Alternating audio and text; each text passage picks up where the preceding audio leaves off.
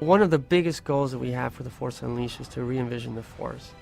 To really grab the concept of the Force like you saw in the movies and take it so amped up and out of control that it works really well in a video game, making you feel like the most badass Jedi in the universe. A perfect example is lightning. When you actually see the apprentice totally amped up in lightning, not only does it go purple and crazy, but he can actually nuke many, many guys, more than you've ever seen in a movie before. In the same manner, we can use the Force grip, for example. Instead of just gripping an X-Wing like you saw in Dagobah, we really amped up the power to the point where the apprentice can actually pick up many objects at the same time. And then if he wants to, he can actually throw lightning at them. And so now they're all charged up like a cannonball. And each one of these experiences just really elevates the action of the Force that's really well represented in this kind of medium. My favorite part of the combat for The Force Unleashed 2 is that the sabers actually matter.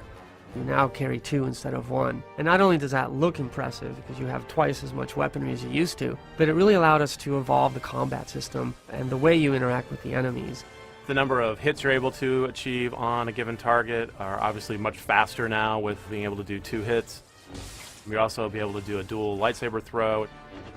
We've added the ability to do dismemberment. You're able to decapitate guys now. The changes we made to the lightsaber really lend a lot more to the realism and immersion that the player will experience in the game. It's not just like a baseball bat. It's really going to be much more like what Star Wars fans have seen in the movies.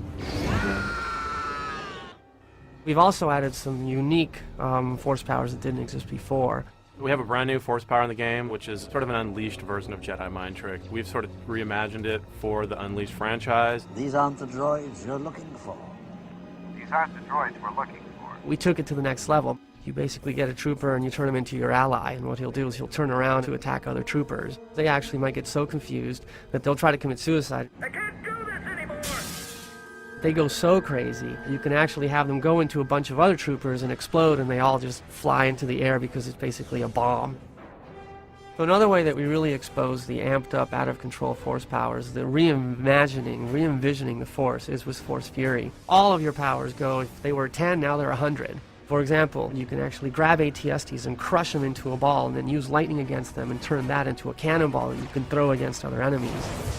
Or you can use another power we call Force Repulse. When you let it go, it literally disintegrates all the guys and turns them into vapor. With this Force Fury mode, they really give this new definition to what it feels to be unleashed in the game. Another feature that we really worked on to improve the interaction with the world is the combat system from a perspective of targeting. Our targeting system has been cleaned up so that as you play through it, the choices that you have to grip things or to target things or to throw things is much more accurate than it used to be. That, tied with a much more improved camera, really allows you to interact with the environments and with the enemy setups.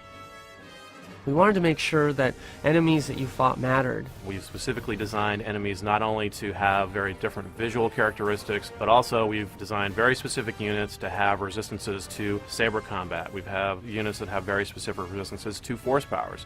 As you progress and become more and more powerful, you will find more and more powerful enemies. For example, the Gorog, this big ape monster type creature that you have to use very specific Force powers in order to defeat. Another one to note is this big Titan spider, 4-legged creature that very much attacks you in ways that are very different than the Gorog, so you have to use different Force powers to defeat him. It's amazingly fun to actually grab the Force and play with it like it's never been done before.